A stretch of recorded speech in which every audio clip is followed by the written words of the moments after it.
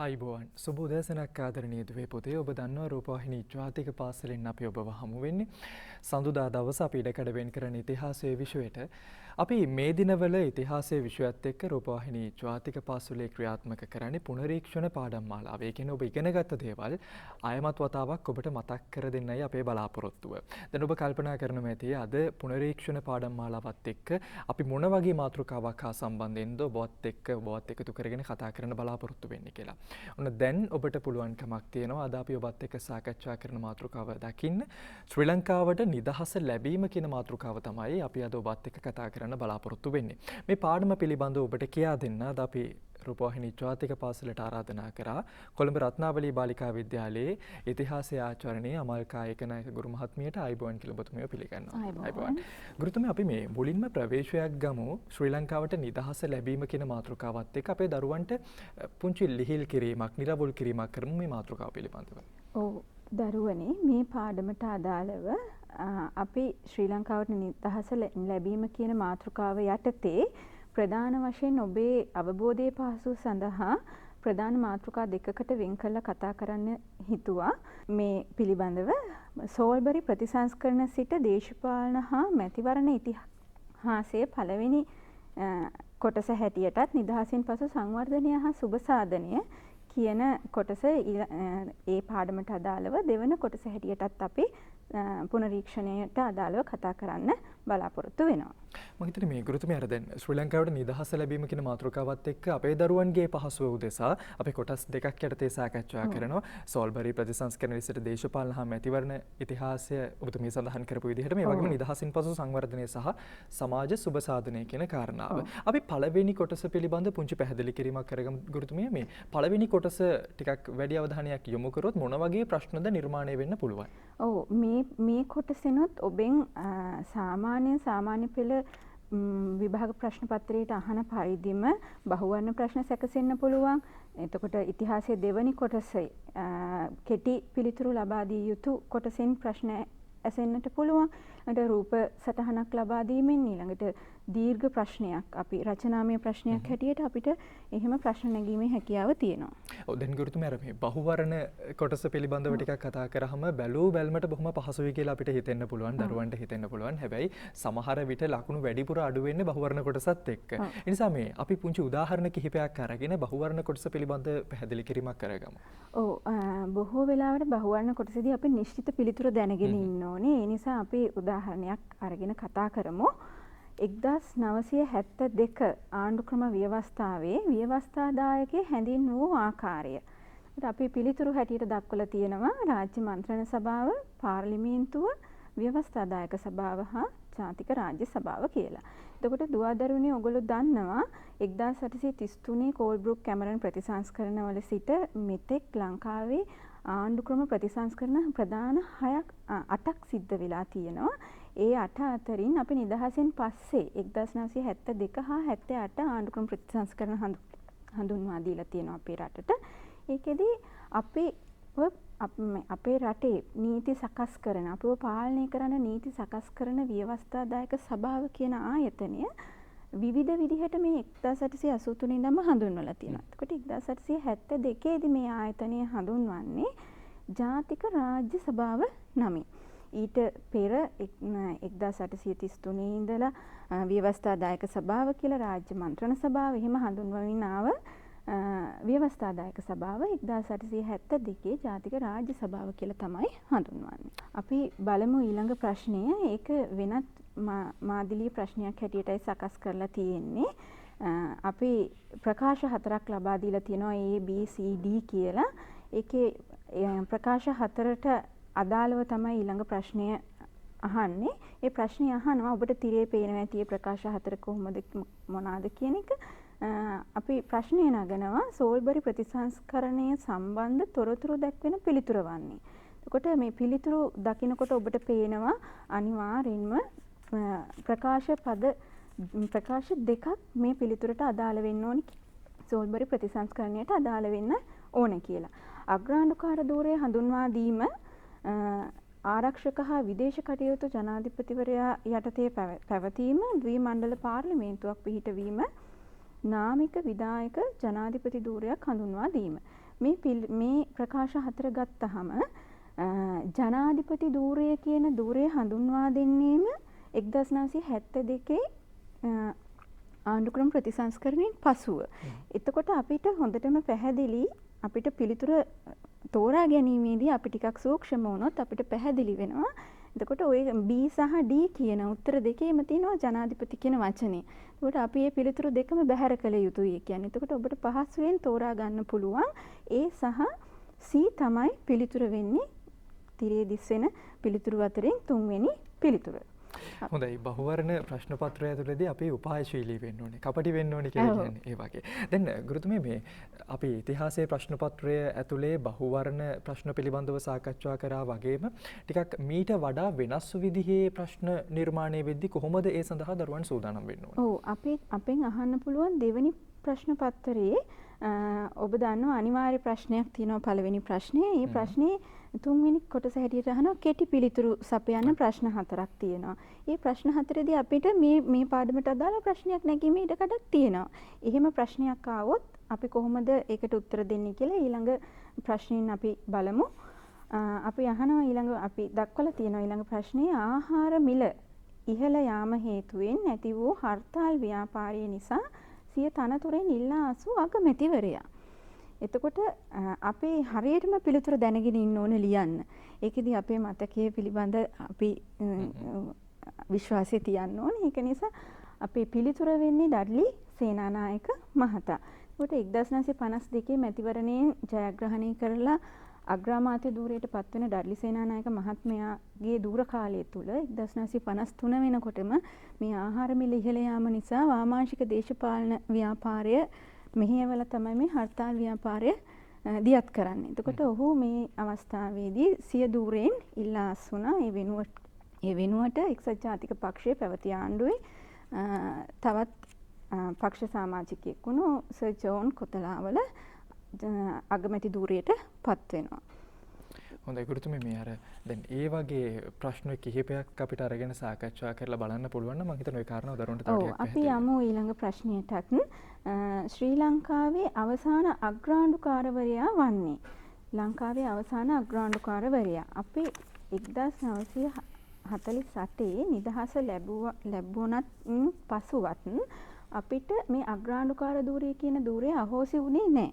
ඒක අහෝසි වෙන්නේ 1972 ආණ්ඩුක්‍රම ව්‍යවස්ථාව යටතේ. එතකොට අවසාන වශයෙන් අග්‍රාණ්ඩුකාර ධූරය දරමින් ඉන්නේ විලියම් ගෝපල්ලව මහතා. නැවත වතාවක් ඔහුම තමයි 1972 ආණ්ඩුක්‍රම ප්‍රතිසංස්කරණය යටතේ ප්‍රථම නාමික විධායක ජනාධිපති ධූරයටත් පත් වෙන්නේ. අපි ඒ වගේම තවත් ප්‍රශ්නයක් සාකච්ඡා කරලා බලමු. 1978 ව්‍යවස්ථාව අනුව ශ්‍රී ලංකාව හැඳින්වෙන ආකාරය. දැන් අපේ රට දුරාතීතයේ ඉඳන්ම විවිධ විදිහට හඳුන්වලා තියෙනවා. ඒ අතරේ විවිධ නම් ගැන අපි කතා කරනවා. පෘතුගීසින් සෙයිලාන් කියලා කිව්වා, අරාබින් සෙරන්ඩිබ් කියලා කිව්වා. එම විවිධ නම් වලින් හඳුන්වාගෙන ඇවිල්ලා ලංකාව ව්‍යවස්ථානුකූලව හඳුන්වන්න පටන් ගත්ත ආකාරය වෙනස් වෙනවා. 1972 ශ්‍රී ලංකාව කියලා 1978 ව්‍යවස්ථාව අනුව ශ්‍රී ලංකාව හැඳින්වෙන්නේ ශ්‍රී ලංකා ප්‍රජාතාන්ත්‍රික සමාජවාදී ජනරජය. අපි හැමෝටම මේ වචනේ අහලා පුරුදුයි. හැබැයි එකපාරටම අපිට මතක් නොවෙන්න පුළුවන්. ඒක නිසා අපෙන් මේ වගේ ප්‍රශ්නයක් ඇහිීමේ ඉඩකඩක් තියෙනවා. ඊළඟට අපි බලමු ඒ ක්‍රමීය ප්‍රශ්නයක් අධිකරණ සේවා කමිෂන් සභාවේ සභාපති ධූරය දරනුවේ. අධිකරණ සේවා කමිෂන් සභාව හඳුන්වා දෙන්නේ 1947 සෝල්බර් ප්‍රතිසංස්කරණයෙන්. එතකොට අපිට එහි සභාපති ධූරයට පත් කරන්නේ අග්‍ර විනිශ්චයකාරතුමා. අග්‍ර විනිශ්චයකාරතුමා තමයි මේ අධිකරණ සේවා කමිෂන් සභාවේ සභාපති වන්නේ.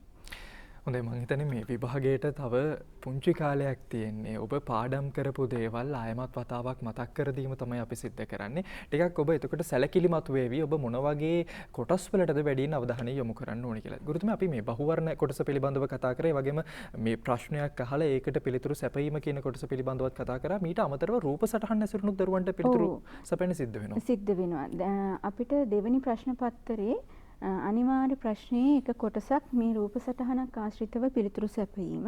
උඩ මේ පාඩමෙත් රූපසටහන් කිහිපයක්ම තියෙනවා. අපි මේ කතා කරමින් ඉන්නේ සෝල්බරි ප්‍රතිසංස්කරණවල ඉඳලා ලංකාවේ මැතිවරණ ඉතිහාසය සම්බන්ධ කොටසට අදාළව.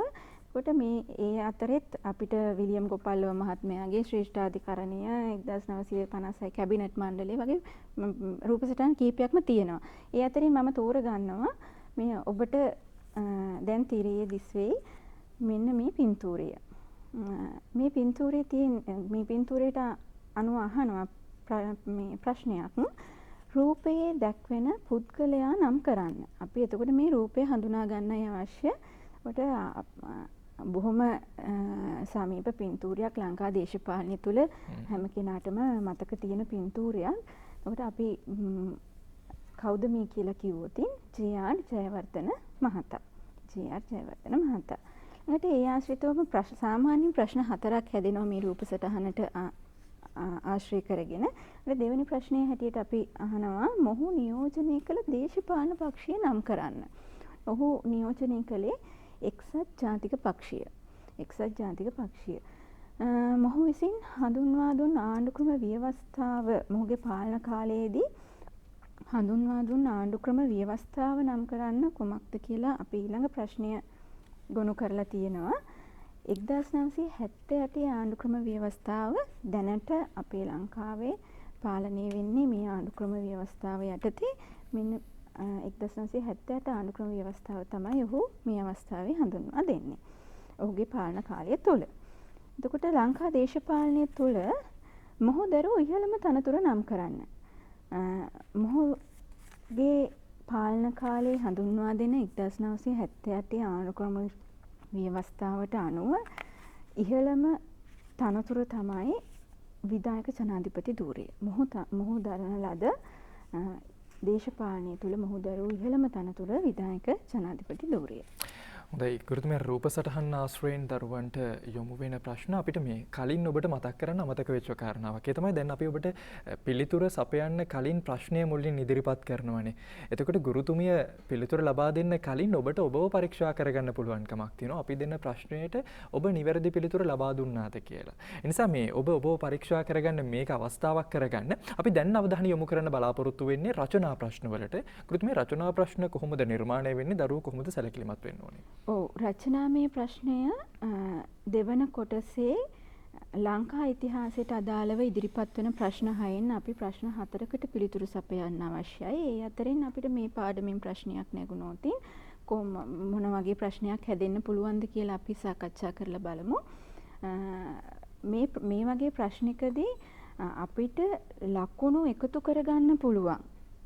තැන අපි සැලකිලිමත් වෙන්න ඕනේ. ඒකට අපිට පුළුවන් නම් මේ අහන ප්‍රශ්න විස්තර කරේ නැතුව හරි අපිට ඍජු පිළිතුරු ටික දීලා ලකුණු එකතු කරගන්න ඒ පිළිබඳ සැලකිලිමත් වෙන්න.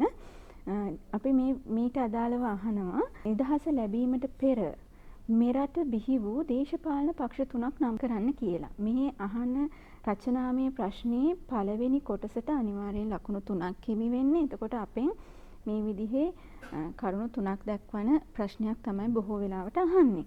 කොට නිදහස ලැබීමට පෙර මෙරට බිහි වූ දේශපාලන පක්ෂ කිව්වහම ලංකාවේ පළවෙනි දේශපාලන පක්ෂය හැටියට අපි කතා කරන්නේ ලංකා සම සමාජ පක්ෂය 1935 පිහිටවන්නේ. මෙතන දරුවනේ මේ ඔබට තිරයේ වර්ෂය දිසුණාට අපි වර්ෂය ලියන්න අවශ්‍ය නැහැ. මට මේක පුනරීක්ෂණයක් නිසා ඔබට අවධාරණය කළ යුතු නිසා පමණයි මේ වර්ෂය දක්වලා තියෙන්නේ. ඒකට ලංකා කමියුනිස්ට් පක්ෂය 1943 ඩොක්ටර් එස්.ඒ. වික්‍රමසිංහ ලංකා සම සමාජ පක්ෂයෙන් බිඳිලා ගිහිල්ලා හදාගත්ත පක්ෂය. ඊළඟට එක්සත් ජාතික පක්ෂය 1946 ඩී.එස්. සේනානායක මහත්මයාගේ නායකත්වයෙන් පිහිටවා ගන්නවා. ඊළඟට එන මැතිවරණයට සූදානම් වීම සඳහා. එතකොට නිදහස ලැබීමට පෙර 1948ට පෙර ලංකා දේශපාලනයේ බිහි වූ පක්ෂ 3ක් අපිට මේ විදිහට හඳුනා ගන්න පුළුවන්. ඊළඟට දෙවැනි කොටසට රචනාමය ප්‍රශ්නේ දෙවැනි කොටස පිළිබඳ සැලකුවොත් මම අහනවා පහත සඳහන් මැතිවරණවල ජයග්‍රාහී දේශපාලන පෙරමුණු නම් කරන්න. දරුවනේ පෙළ පොතේ මේක බොහොම පැහැදිලිව තියෙනවා. නමුත් මේ වගේ තැන් පිළිබඳ ඔබේ අවධානය වැඩි යොමු වෙනවා අඩුයි කියලා මට හිතෙනවා. ඒ නිසායි මම මේ ප්‍රශ්නය යොමු කරන්නේ. පක්ෂ කිහිපයක එකතුවෙන් තමයි මේ පෙරමුණු හදාගෙන මැතිවරණයට ඉදිරිපත් වෙන්නේ. 1956 මැතිවරණයෙන් මහජන එක්සත් පෙරමුණ තමයි ජයග්‍රහණය කරන්නේ. ශ්‍රී ලංකා නිදහස් පක්ෂය, සම සමාජ පක්ෂය, භාෂා පෙරමුණ වගේ පක්ෂ කිහිපයක එකතුවෙන් හදාගත්ත මහජන එක්සත් පෙරමුණ. එතකොට 1972 මැතිවරණයේ යටතේ ජයග්‍රහණය කරන පෙරමුණ සමගි පෙරමුණ. සමගි පෙරමුණ මේකටත් අයිති වෙනවා ශ්‍රී ලංකා නිදහස් පක්ෂය, සම සමාජ පක්ෂය, ලංකා කමියුනිස්ට් පක්ෂය වගේ පක්ෂ ගණනාවක්. ඊළඟට අපි තුන්වෙනි කොටසට රචනාමය ප්‍රශ්නයේ තුන්වෙනි කොටස පිළිබඳ අවධානය යොමු කරමු. 1972 ආණ්ඩුක්‍රම ව්‍යවස්ථාවේ ප්‍රධාන ලක්ෂණ දෙකක් නම් කර ඒ පිළිබඳ කෙටියෙන් හඳුන්වන්න. එතකොට අපි අනිවාර්යයෙන්ම ප්‍රධාන ලක්ෂණ දෙකක් ලියන්න ඕනේ. ඒකෙදී අපි සැලකිලිමත් වෙන්න ඕන. අපි දන්න ලක්ෂණ වලින් අපිට විස්තරයට ලියන්න පුළුවන් දෙයක්වත් අපි දන්න සාධකයක් තෝරා ගන්න. ඒකෙදී පෙළ පොතට අනුව විස්තර සහිත සාධක දෙකක් අපි තෝරා ගන්නවා නම් වඩාත් හොඳයි කියලා මම විශ්වාස කරනවා. ඒකට අපි යටතේ කතා කරමු බ්‍රිතාන්‍ය අධිරාජ්‍ය සමග පැවති ව්‍යවස්ථානුකූල බැඳීම අවසන් කිරීම. ඒකට බ්‍රිතාන්‍ය අධිරාජ්‍යත් එක්ක අපි 1948 නිදහස ලැබුවට අපිට මේ ලැබෙන්නේ අර්ධ නිදහසක්. අපි කියනවා ඩොමිනියන් තත්ත්වයේ නිදහසක් කියලා. ඒකෙදී අපි බාහිර හා ආරක්ෂක කටයුතු ගිවිසුම් දෙකකින් බ්‍රිතාන්‍යත් එක්ක බැඳිලා හිටියා. මෙන්න මේ බාහිර සහ ආරක්ෂක ගිවිසුම් දෙකෙන් ව්‍යවස්ථානුකූලව තිබුණු බැඳීම 1972 ආණ්ඩුක්‍රම ප්‍රතිසංස්කරණය නිවත් වෙනවා. ඒකෙදී මේ ගිවිසුම් දෙකේ තිබුණේ බ්‍රිතාන්‍යයට අවශ්‍යයි නම් අවශ්‍ය අවස්ථාවකදී අපේ රටට හමුදා ආධාර ලබා දෙන්න පුළුවන්. ඒත් එක්කම අපේ රටේ වරාය ගුවන් තොටුපළ වලට බ්‍රිතාන්‍ය හමුදා තොටුපළවල මේ බ්‍රිතාන්‍ය හමුදා නැවැත්විය හැකි කියන බැඳීම අපිට තිබුණා. ඒක අහෝසි වෙලා ගියා. ඒත් එක්කම ආරක්ෂක ගිවිසුම් මේ බාහිර කටයුතු ගිවිසුමෙන් අපි ස්වාධීන රාජ්‍යයක් හැටියට නිදහස ලබා දුන්නට අපිට අවස්ථාව තිබුණේ නැහැ. අපි කැමති විදිහට විදේශ සම්බන්ධතා ඇති කරගන්නට. මේ විදේශ සම්බන්ධතා ඇති කර ගැනීමේදී අපි බ්‍රිතාන්‍යයෙන් අහලා බලන්න ඕනේ. ඒගොල්ලොන්ගේ දැනුවත් වීම මත තමයි මේ විදේශ සම්බන්ධතා ඇති කරගන්න වෙලා තිබුණේ. මේ කියන බැඳීම, මේ ව්‍යවස්ථානුකූල බැඳීම 1972 ආණ්ඩුක්‍රම ප්‍රතිසංස්කරණය නිවත් වුණා. එතකොට මේක ගැන අපිට පොඩි විස්තරයක් කියන්න තොරතුරු ටිකක් තියෙනවා. එතකොට ඔබ පරිස්සම් වෙන්න දරුවනේ. එහෙම තොරතුරු තියෙන සාධකයක් ලියන්න. ඊළඟට අපි සාධකයේ හැටියට ගන්නවා ජනතාවගේ මූලික මිනිස් අයිතිවාසිකම් සුරක්ෂිත කිරීම කියලා. ප්‍රථම වරට තමයි ව්‍යවස්ථාවෙන් ලංකාව තුළ ජනතාවගේ මූලික මිනිස් අයිතිවාසිකම් ආරක්ෂා කරන්න පටන් ගන්න. ඊළඟට එතෙක් ලංකාව කියලා හඳුන්වපු රට ශ්‍රී ලංකාව නමින් හඳුන්වන්න පටන් ගත්තා. ශ්‍රී ලංකාව ඒකීය ජනරජයක් ලෙස පිළිගත්තා. මේව තමයි 72 ප්‍රතිසංස්කරණයෙන් වුණු වෙනස්කම්. ඊළඟට ඊළඟ ප්‍රශ්නය 1978 ආණ්ඩුක්‍රම ව්‍යවස්ථාව අනුව හඳුන්වා දුන් නව ඡන්ද විමසීමේ ක්‍රම 3 දක්වා විස්තර කරන්න. නව ඡන්ද ක්‍රම 3 තමයි ජනාධිපතිවරණය, සමානුපාතික නියෝජන ක්‍රමය සහ ජනමත විචාරණය. එතකොට අපි මේ කරුණු 3 ලියලා ඉන් අනතුරුව ඒ කරුණු 3 විස්තර කරන්න. ජනාධිපතිවරණය කිව්වහම මේ පුංචි බාධා කිරීමක් කරන්නද මේ ප්‍රශ්නය ටිකක් මට විශේෂව කරලා අහන්න හිතුණා. අපි ප්‍රශ්නය පිළිබඳව ආයි මතක් කරගත්තොත් 1978 ආණ්ඩුක්‍රම ව්‍යවස්ථාව අනුව හඳුන්වා දුන් නව ඡන්ද විමසීමේ ක්‍රම 3 දක්වා ඒ පිළිබඳව විස්තර කරන්න. සමහර විට දරුවෙක් මේ ක්‍රම 3 වෙනම නොදක්වා විස්තර කරොත් මොකද වෙන්නේ දරුවන්ට? ඒක ඇත්තටම ප්‍රශ්න ලකුණු අඩුවීමක් වෙන්නේ නැහැ. නමුත් ඒක අනිවාර්යයෙන්ම සඳහන් වෙන්න ඕනේ කොතන හරි ඔබේ පිළිතුරේ ජනාධිපතිවරණය කියන වචනේ. ළඟට සමානුපාතික නියෝජන ක්‍රමයේ ජනමත විචාරණය කියන වචනේ එයින් සඳහන් වෙලා තියෙන්න ඕන. බොහෝ පැහැදිලි අපිට අර විදිහට වෙනම දක්වලා ඒක පැහැදිලි කරනවා නම් ඒක තමයි නිවැරදි ක්‍රමය. අපි අනුමත කරන ක්‍රමය. එතකොට ජනාධිපතිවරණය යටතේ ලංකාව එකම ඡන්ද කොට්ටාශයක් බවට පත් වෙනවා. එහිදී ඉදිරිපත් වෙන අපේක්ෂකයන් සඳහා මුළු ලංකාවෙන්ම ප්‍රකාශිත ඡන්ද සංඛ්‍යාවෙන් නියත බහුතරය ලබා ගන්න අපේක්ෂකයා තමයි ජයග්‍රහණය කරන්නේ. ඒ කියන්නේ ප්‍රකාශිත ඡන්ද සංඛ්‍යාවෙන් 50% ඉක්ම වූ අපේක්ෂකයා ජයග්‍රහණය කරනවා. සමානුපාතික නියෝජන ක්‍රමය ගැන විස්තර කිරීමේදී පාර්ලිමේන්තු මන්ත්‍රීවරු, පළාත් සභා මන්ත්‍රීවරු, පළාත් පාලන ආයතනවල නියෝජිතයන් තමයි මෙම ක්‍රමය යටතේ තෝරාපත් කරගන්නේ. ඒකට අපේක්ෂකයින් කණ්ඩායම් වශයෙන් තමයි ඉදිරිපත් වෙන්නේ. ඒ පක්ෂ කණ්ඩායම් ලබාගත් ඡන්ද සංඛ්‍යාවට අනුපාතිකව තමයි පක්ෂයට හිමි ආසන සංඛ්‍යාව තීරණය වෙන්නේ. 78 ප්‍රතිසංස්කරණය හඳුන්වා දෙන අවස්ථාවේදී නම් අපේක්ෂකයා ලබාගත් මනාප ප්‍රමාණය අනුව ඒ ජයග්‍රහණකයාට ජයග්‍රහණයේ හිමි වෙනවා. දැන් අපිට 19 වන සංශෝධනයේ යටතේ එහෙම අපි මනාප ක්‍රමය අහෝසි කරලා තියෙනවා. එතකොට නමුත් පෙළපතට අදාළව අපි පිළිතුර සපයනකොට මේ කොටස ලිව්වයි කියලා වැරදි වෙන්නේ නැති වෙයි. නම් ඒක නොලියා හිටියත් වඩා හොඳයි මනාප පිළිබඳව. ඊළඟට ජනමත විචාරණය ගැන කතා කරනකොට ජාතික වැදගත්කමකින් යුක්ත කරුණක් සම්බන්ධයෙන් මහජන මතය ලබා ගන්නට තමයි මේ ක්‍රමය පාවිච්චි කරන්නේ. මේක ඍජු ප්‍රජාතන්ත්‍රවාදයේ ක්‍රියාත්මක වන අවස්ථාවක්. ඍජුවම පුරවැසියන්ට යම්කිසි ජාතික වැදගත්කමකින් යුක්ත කරුණක් සම්බන්ධයෙන් ඒකට කැමැතිද අකමැතිද කියලා ප්‍රකාශ කිරීමේ අයිතිය මෙතෙන්දී ලැබෙනවා. එතකොට ඡන්ද විමසීමට අදාළ කරුණු පිළිබඳ ප්‍රකාශිත වළංගු ඡන්ද සංඛ්‍යාවෙන් 50%ට වැඩි ඡන්ද ලබාගත් මතය ක්‍රියාත්මක කරනවා මේ යටතේ. හොඳයි ගුරුතුමී, මේ අපි අර දැන් සාකච්ඡා කරලා අවසන් කරේ ශ්‍රී ලංකාවට නිදහස ලැබීම කියන මාතෘකාවත් එක්ක අපි කොටස් දෙකකට බෙදාවෙන් කරගත දරුවන්ගේ පහසුව උදෙසා. එහි සෝල්බරි ප්‍රතිසංස්කරණයේ සිට දේශපාලනය හා මැතිවරණ ඉතිහාසය හා සම්බන්ධයෙන් ප්‍රශ්න නිර්මාණය වන ආකාරය තමයි ඔබත් එක්ක සාකච්ඡා කරේ. ඉන් අනතුරුව නිදහසින් පසු සංවර්ධනය සහ සමාජ සුබසාධනය කියන මාතෘකාවත් එක්ක ගුරුතුමී මොන වගේ ප්‍රශ්නද නිර්මාණය වෙන්න පුළුවන්? පෙර පරිදිම මම සකස් කරලා තියෙනවා බහුවර්ණ ප්‍රශ්න, රූප සටහන ඇසුරෙන් ප්‍රශ්න සහ රචනාමය ප්‍රශ්නයක්, කෙටි ලිඛිත පිළිතුරක් දිය යුතු ප්‍රශ්න. ඒ අතරින් අපි බහුවර්ණ ප්‍රශ්නයට යොමු වුණොතින් ලංකාවේ පිහිටුවන ලද ප්‍රථම කාර්මික ජනපදය වන්නේ. එතකොට මේ වගේ ප්‍රශ්නයක් ඇහුවාම අපි නිශ්චිතවම පිළිතුර දැනගෙන ඉන්න ඕන. අපිට ටිකක් අර සූක්ෂම වෙන්නත් අමාරුයි. පිළිතුරු හැටියට දක්වලා තිනවා රත්මලාන, බියගම, කොග්ගල සහ ඒකල.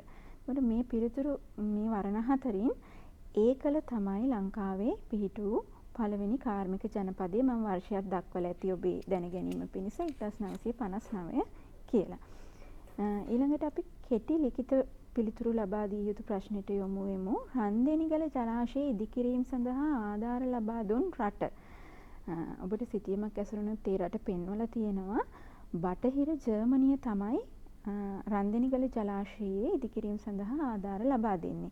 ඒත් එක්කම පොතේ තියෙනවා කොත්මලේ ජලාශයට සහ වික්ටෝරියා ජලාශයට ආධාර ලබා දුන් රටවල් දෙකක්. ඒ ගැනත් පොඩි මතකයක් තියාගෙන යනවා නම් හොඳයි.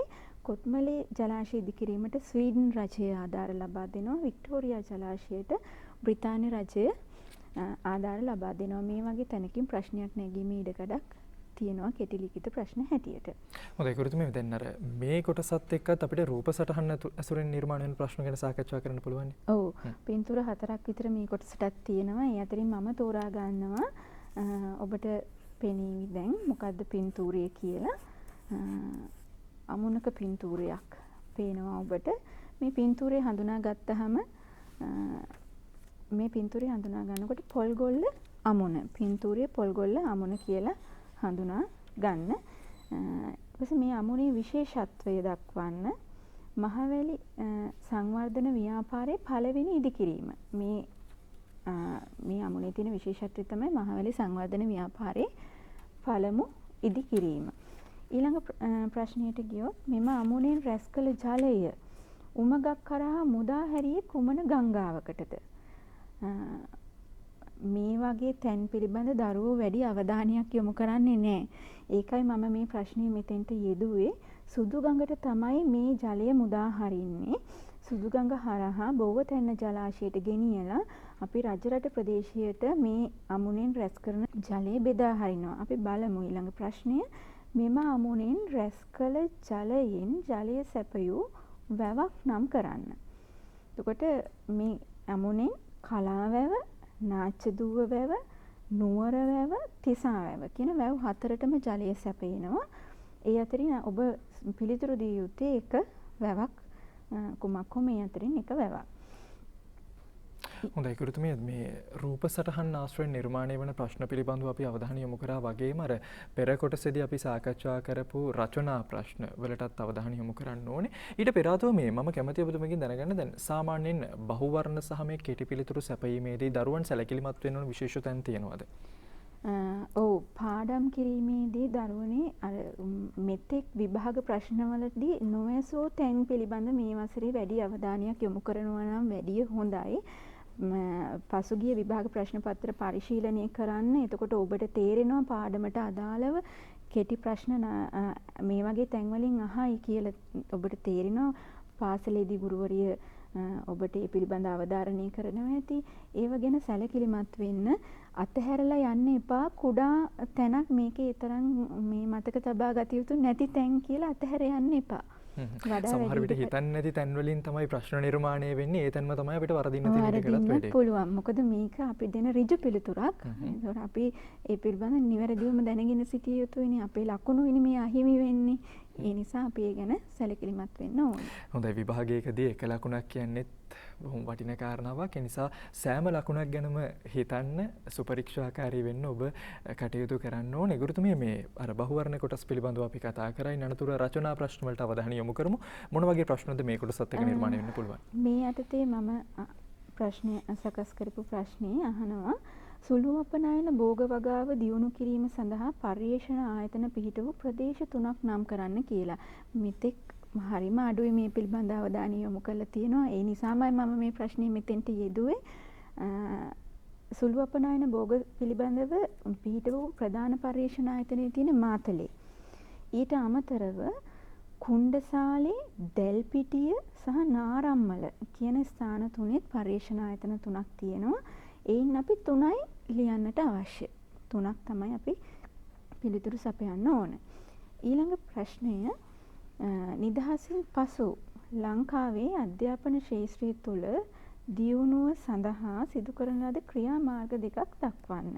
එතකොට නිදහසින් පස්සේ ලංකාවේ අධ්‍යාපන ශාස්ත්‍රයේ දියුණුවට විවිධ ක්‍රමෝපාය පාවිච්චි කරලා තියෙනවා. ඒ අතරේ ශිෂ්‍ය සුබසාධන සේවා හා උපකාරක කටයුතු වැඩි දියුණු කිරීම. මේක සුබසාධන රාජ්‍යයක් හැටියට අපේ වගේ රටවල් වැඩියෙන් අවධානය යොමු කරලා තියෙන අංශයක්.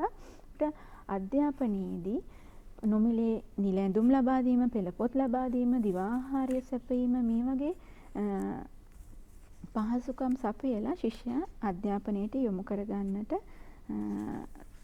මේ උනන්දු වෙලා තියෙනවා. ඊළඟට විශ්වවිද්‍යාල අධ්‍යාපනය දියුණු කිරීම. විශ්වවිද්‍යාල අධ්‍යාපනය දියුණු කිරීම කිව්වහම ලංකා විශ්වවිද්‍යාලය ආරම්භ වූ තැන පටන් 1942 එතෙන් පටන් මේ දක්වා ඇති කරලා තියෙන යාපන විශ්වවිද්‍යාලය, පේරාදෙණිය විශ්වවිද්‍යාලය, කොළඹ විශ්වවිද්‍යාලය මේ වගේ විශ්වවිද්‍යාල ගණනාවක් අපේ රටේ තෘතීය අධ්‍යාපනය දියුණු කිරීම වෙනුවෙන් ආරම්භ කරලා තියෙනවා. ඊළඟට අපි අවධානය යොමු කරමු ඒ ප්‍රශ්නයට අදාළවම විෂයමාලා සංවර්ධනය හා ගුරු පුහුණු කටයුතු නවීකරණය කිරීම. කාලෙන් කාලයට අවශ්‍ය වන පරිදි විෂයමාලා වෙනස් කරලා තියෙනවා. ඒ විෂයමාලාවන් ඉගැන්වීම සඳහා ගුරුවරුන් පුහුණු කිරීමේ ආයතන බිහි කරලා තියෙනවා. ඒ අනුව ලංකාවේ අධ්‍යාපනය දියුණු කරන්නට නිදහසෙන් පස්සේ උත්සාහ දරලා තියෙනවා. ඒකට විද්‍යාගාර පහසුකම්, පාසල් පුස්තකාල පහසුකම් ව්‍යාප්ත වීම, වෘත්තීය අධ්‍යාපන ආයතන පිහිටවමින් එකී අධ්‍යාපන කටයුතු පුළුල් කිරීම වගේ අංශ කෙරෙහි නිදහසෙන් පස්සේ ශිෂ්‍ය සුබසාධන අධ්‍යාපන දියුණු කිරීම සඳහා කරන ලද ගන්නා ලද ක්‍රියාමාර්ග හැටියට අපිට දක්වන්නට පුළුවන්. අපි මේ සාකච්ඡා කරපු දේවල් වලින් පිළිතුරු දෙකක් පමණයි සඳහන් කරන්න ඕනේ. දෙකක් ප්‍රමාණවත්. හොඳයි. ඒකට මේ හැම වෙලාවෙම ප්‍රශ්නේ තියෙන්නේ තුන්වෙනි කොටසේ බොහෝ වෙලාවට අහන්නේ සාධක දෙකක් දක්වා පැහැදිලි කරන්න. එතකොට ඔය අපි සාකච්ඡා කළ කරුණු අතරින් ඔබට වඩා පහසුවෙන් විස්තර කරන්න පුළුවන් සාධකයේ කුමක්ද? ඒ සාධක දෙක ලියලා පැහැදිලි කරන්න. හොඳයි. ඊළඟ කොටස කොහොමද නිර්මාණය වෙන්නේ ගුරුතුමිය? ඊළඟ ප්‍රශ්නයේ හැටියට නිදහසින් පසු ලංකාවේ වී ගොවිතැන දියුණු කිරීම සඳහා ගත් ක්‍රියාමාර්ග දෙකක් දක්වා විස්තර කරන්න. මම මේ ප්‍රශ්න සකස් කිරීමේදී ගොඩක් උත්සාහ කරා මේ පාඩම පිළිබඳවම පොඩි පුනරීක්ෂණයක් මතක් කිරීමක් කරන්න පුළුවන් ප්‍රශ්න හදන්න. විටක මේ තරම් පුළුල් ප්‍රශ්නයක් නොඅහන්න පුළුවන් ඔබෙන්. නමුත් අපි පාඩම ආවරණයක් වෙන නිසා මේ වගේ ප්‍රශ්නයක් ඇහුවා. ඒකට ගොවි ජනපද පිහිටවීම වී ගොවිතැන දියුණු කිරීම සඳහා ගත්ත එක ක්‍රියාමාර්ගයක්. මේ ගොවි ජනපද පිහිටවීම නිදහසට පෙර ඉඳන්ම පටන් ගත්ත ව්‍යාපෘතියක්. ඩී.එස්. සේනානායක මහත්මයා 1931 ඩොනමෝර් ප්‍රතිසංස්කරණයේ කෘෂිකර්ම හා ඉඩම් විධායක කාරක සභාවේ ප්‍රථම අමාත්‍යවරයා වුණු තැන් පටන් ගොවි ජනපද ව්‍යාපාර පිහිටවීම ආරම්භ කරනවා.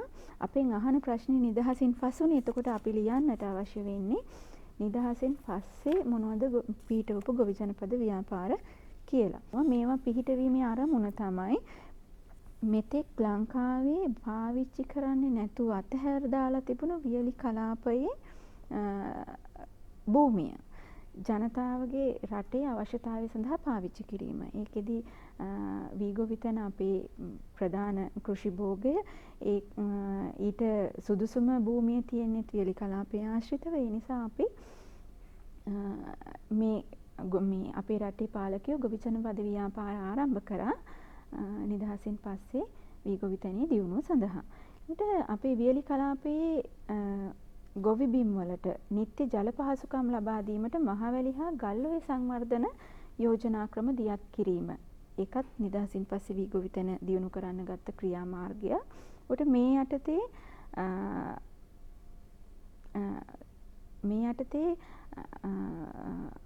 මහවැලි ව්‍යාපාරය හා ගල්ඔය ව්‍යාපාරයේ යටතේ වික්ටෝරියා රන්දෙනිගල රන්ටැඹේ වගේ රත්කින්ද වගේ බොහෝ ජලාශ ප්‍රමාණයක් ඉදි කරලා ඒ ජලාශ හරහා මහවැලි ගඟේ ජලය වියලි කලාපයට අරගෙන ගිහිල්ලා ඒ ප්‍රදේශවලට නිත්‍ය ජල පහසුකම් ලබා දීම තමයි එහි අරමුණ උනේ.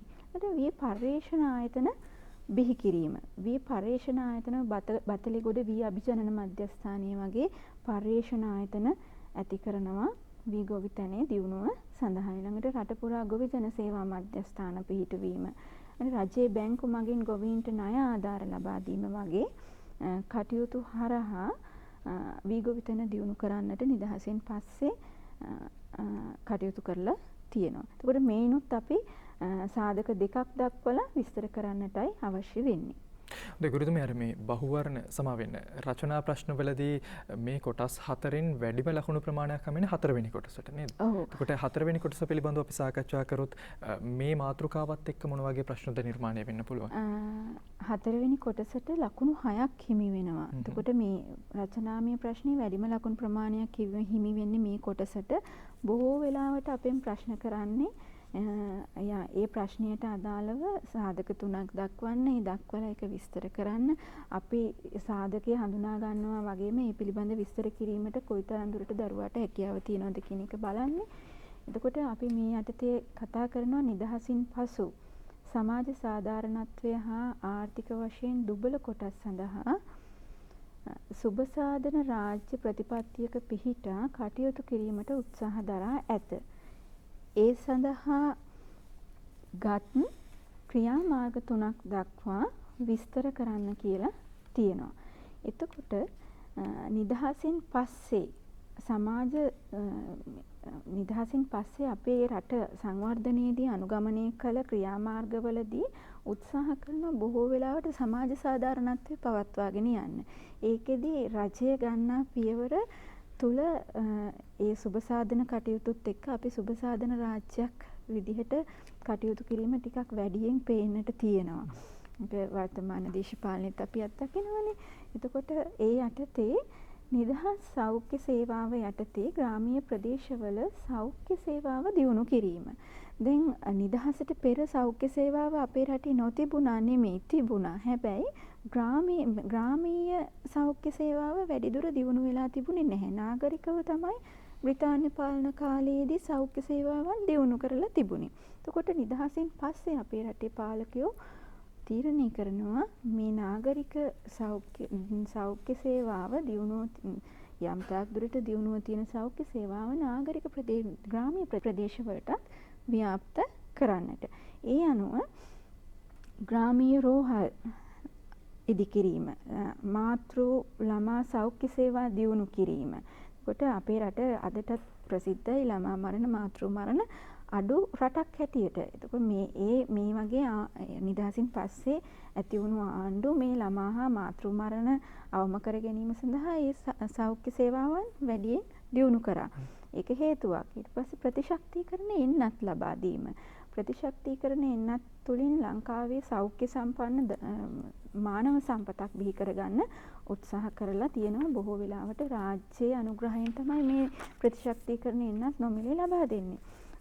වෛද්‍ය සායන පැවැත්වීම විවිධ අංශ සෞඛ්‍ය සේවාවට අදාළ විවිධ අංශත් කෙරෙහි වෛද්‍ය සායන පැවැත්වීමෙන් ග්‍රාමීය සෞඛ්‍ය සේවා දියුණු කරලා තියෙනවා.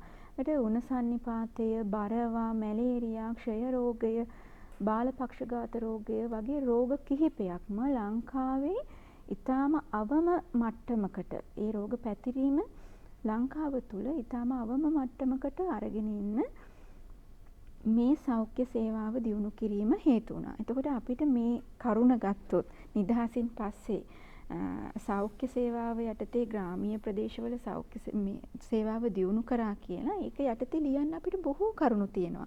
දැන් ඔබට පැහැදිලි වෙන්නේ නැති. ඒ නිසා ඔබ හැම වෙලාවෙම මේ පිළිබඳ සැලකිලිමත් වෙන්න. කරුණට අදාළව අපිට එක ලකුණයි ලැබෙන්නේ. මේ ප්‍රශ්නේදී අපි ඒ කරුණ විස්තර කරනකොට තව ලකුණක් ලැබෙනවා. ඒ ලකුණත් අපි උපයා ගැනීමේදී වැඩි සැලකිලිමත් වෙන්න ඕනේ. අපි මේ ප්‍රශ්නෙට අදාළවම දෙවැනි සාධකයේ හැටියට මම ගන්නවා යටිතල පහසුකම් දියුණු කිරීම කියලා. බ්‍රිතාන්‍ය පාලන කාලේ යටිතල පහසුකම් දියුණු වුණා. අපි දන්නවා මහා මාර්ග සැකසීම, දුම්රිය මාර්ග සැකසීම මේවා සිද්ධ වුණා බ්‍රිතාන්‍ය පාලන කාලය තුල. හැබැයි ඒත්තර සෞඛ්‍ය සේවාව වගේම ග්‍රාමීය ප්‍රදේශවලට මේ තත්ත්වය ව්‍යාප්ත වෙලා තිබුණේ නැහැ. නාගරික ප්‍රදේශවල තමයි ව්‍යාප්තව තිබුණේ. ඒ නිසාම ග්‍රාමීය වශයෙන් මහා මාර්ග දියුණු කිරීම, ඊළඟට දුම්රිය මාර්ග සකස් කිරීම, ඒත් එක්කම විශේෂයෙන්ම ජලය, විදුලිය වගේ යටිතල පහසුකම් සම්බන්ධයෙන් නිදහසින් පසු බිහි වුණු ආණ්ඩු ඒ පහසුකම් නගා සිටවීම සඳහා උත්සාහ කරලා තියෙනවා. ඊළඟට ඒ යටතේ ආහාර සහනාධාර, නිවාස ප්‍රශ්න විසඳීම, මූලික විනිශ්චය අයිතිවාසිකම් සුරැකීම, කෘෂි දීවර ණය සහනාධාර ලබා දීම වගේ සාධකත් අපිට දක්වන්න පුළුවන්. ඒ අතරින් අපි ওই ආහාර සහනාධාරය මොකද අපි සාධක තුනක් දක්වලා විස්තර කරන්නේ. ආහාර සහනාධාරය ගැනත් පොඩි විස්තරයක් කියලා යමු. ලංකාවේ මේ දුප්පත්කම නැති කිරීම සඳහා ජනතාව පෝෂණය කිරීම, මානව සම්පත දියුණු කරගන්න ජනතාවගේ එක පැත්තකින් සෞඛ්‍යයටත් බලපානවා මේක. ආහාර සහනාධාර ක්‍රම ලබා දෙනවා. ඒක විශේෂයෙන්ම ওই දෙවන ලෝක යුද්ධයේදී ආහාර හිඟයක් ඇති වෙනවා රට ඇතුලේ. ඒකත් එක්ක හඳුන්වා දුන්නු ක්‍රමය නිදහසින් පස්සේ ආව ආණ්ඩු සියල්ල Tamanගේ පාලන කාලය තුල ක්‍රියාත්මක කරනවා. ඒ අතරින් සහල් සහනාධාරය ලබා දීම විශේෂයි. ආහාර මුද්දර ක්‍රම, කූපන් ක්‍රම කියලා මේවා පවත්වාගෙන ගිහිල්ලා තියෙනවා. හොඳයි ගුරුතුමී, මේ අර අපි බහුවර්ණ කොටස් පිළිබඳව කතා කරා. සාමාන්‍යයෙන් ප්‍රශ්න පත්‍රයක අපිට දකින්න පුළුවන් කාරණා බහුවර්ණ, කෙටි ප්‍රශ්න සහ රචනා ප්‍රශ්න. මීට අමතරව ටිකක් දරුවෝ සැලකිලිමත් වෙන්න ඕන කාරණාවක් සිතියම් ලකුණු කිරීමත් එක්ක මේ මොන වගේ ප්‍රශ්නද නිර්මාණය වෙන්න පුළුවන් කියන දේ පිළිබඳවත් අපිට කතා කරන්න පුළුවන් නම් බොහොම වටිනවා. ඔව්, මේ ප්‍රශ්නය මේ පාඩමට අදාළව බොහොම වටිනා සිතියමක් තියෙනවා අපිට පෙළ පොතේ. පෙළ පොතේ 103 පිටුව ඔබ පෙරලා බැලුවොත් ඔබට දැක ගන්නට තියෙවි. ඔබ අධ්‍යයනය කරලා ඇති ඒ පිළිබඳව. ඔබට දැන් තිරේ පේනවා ඇති සිතියම. ඒ සිතියමේ දැක්වෙන ස්ථාන ගත්තහම අපි මේ සිතියම තියෙන්නේ මහවැලි සංවර්ධන යෝජනා ක්‍රමයත් එක්ක බැඳුණු සිතියමක්. ඒකෙදි දක්වලා තියෙනවා මහවැලි යෝජනා ක්‍රමයට අදාළ ජලාශ ටික. වික්ටෝරියා ජලාශය, රන්දෙනිගල ජලාශය, රන්ටැඹේ, කොත්මලේ ජලාශය. උඩ මේ මහවැලි ගඟ ආශ්‍රිතව බෝවතැන්න ජලාශය, මේ වගේ ජලාශ කිහිපයක්ම දක්වලා තියෙනවා. එතකොට දරුවනේ ඔබ හොඳටම දන්නවා අපේ අනිවාර්ය ප්‍රශ්නයේ සිතියම් ලකුණු කිරීමේ අනිවාර්ය ප්‍රශ්නයේ ලංකා ඉතිහාසයට අදාළ ස්ථාන 12ක් අපෙන් අහනවා. අපි ලකුණු කරන්න ඕනේ. ඒ ස්ථාන 12න් අනිවාර්යයෙන්ම පැරණි වැවක් හෝ ජලාශයක් අපෙන් ප්‍රශ්න කරනවා. එතකොට පැරණි වැවුත් මේ සිතියමට අදාළව තියෙනවා. ජලාශත් දක්වලා නිදහසින් පස්සේ ඉදි කරන ලද ජලාශත් මේ සිතියමට අදාළව තියෙනවා. ඒක නිසා ඔබ සැලකිලිමත් වෙන්න මේ සිතියම කෙරෙහි මම ඒකමයි මේ සිතියම මෙතෙන්ට ගත්තේ. මේක හොඳින් අධ්‍යයනය කරොත් ඔබට ලකුණක් දෙකක් තව එකතු කරගන්නට පුළුවන් වෙනවා. ඒත් එක්කම මෙතන ඔබට මේ සිතියමේ තියෙනවා මේ ජලාශවල ඉඳන් ඇල මාර්ග හරහා කුමන වැව් වලටද ජලය සැපයුවේ කියන එක. සමීප රූපයක් අරගෙන බලන්න ඔබ. ඔබට හඳුනා ගන්න පුළුවන් උදාහරණයක් ඇටියට මම අර පෙර නගපු ප්‍රශ්නය පොල්ගොල්ල අමුණෙන් රැස් කළ ජලය රජ වියලි කලාපයේ කුමන වැව් වලටද සපයන්නේ කියන එක. එතකොට අපි කතා කරන චදුව නුවර වැව තිසා වැව එහෙම කියලා. මේ සිතියම අධ්‍යයනය කරා නම් ඔබට හොඳටම පැහැදිලිව ඒ වගේ ප්‍රශ්නකටත් පිළිතුරු ලියන්නට පුළුවන්. හොඳයි ගුරුතුම පිටුවන්ගේ අපි ආයිමත් වතාවක් මතක් කරමුද? මම නැවත මතක් කරනම් 11 ශ්‍රේණිය පෙළ පොතේ 103 පිටුව 6 වෙනි පාඩමට අදාළව 103 පිටුවේ තමයි මේ සිතියම දැක්වෙන්නේ. හොඳයි අපි අද රූපවාහිනී ජාතික පාසලේ පුනරීක්ෂණ පාඩම් මාලාවත් එක්ක සාකච්ඡා කරේ ශ්‍රී ලංකාවට නිදහස ලැබීම කියන මාතෘකාව. අපි විශ්වාස කරනවා ඔබ මේ වෙද්දී ඔබට નિયમિત සියලුම පාඩම් ආවරණය කරලා ඇති. ඔබ ඉගෙන ගත්ත දේවල් ඔබ පාඩම් කරපු දේවල් ආයමත් වතාවක් මතක් කර දෙන එක තමයි පුනරීක්ෂණ පාඩම් මාලාවත් එක්ක අපි සිද්ධ කරන්නේ. ඉතින් අද රූපවාහිනී ජාතික පාසලත් එක්ක සම්බන්ධ වුණේ රත්නාවලී බාලිකා විද්‍යාලයේ ඉතිහාසය ආචාර්ය අමල්කායක නායක ගුරුතුමිය. ඔබතුමීට බොහොම ස්තුතියි. අද රූපවාහිනී ජාතික පාසලත් එක්ක සම්බන්ධ වුණාට අයිබෝන් කියලා අපි ඔබතුමීට සම්බන්ධ වුණා. අයිබෝන්. හොඳයි ආදරණීය දුවේ පුතේ අපි විශේෂයෙන් ඔබට මතක් කරන්න ඕනේ විභාගයට තා පුංචි කාලය තියෙන නිසා ඔබ පාඩම් කරොත් තමයි ඔබට විභාගයේ හොඳ ප්‍රතිඵල ලබා ගන්න පුළුවන් වෙන්නේ. එතකොට තමයි රූපවාහිනී ජාතික පාසලත් එක්කත් අපිට සතුටු වෙන්නට පුළුවන්කමක් ලැබෙන්නේ. අපි තව දවසක හමු වෙමු තවත් අලුත් පාඩමකින් පුනරීක්ෂණ පාඩම් මාලාවේ තවත් අධ්‍යයනකින්. එතෙක් අපි අද සමුගන්නවා. ඔබට ප්‍රාර්ථනා කරනවා ඔබට සුබ දවසක්. අයිබෝන්.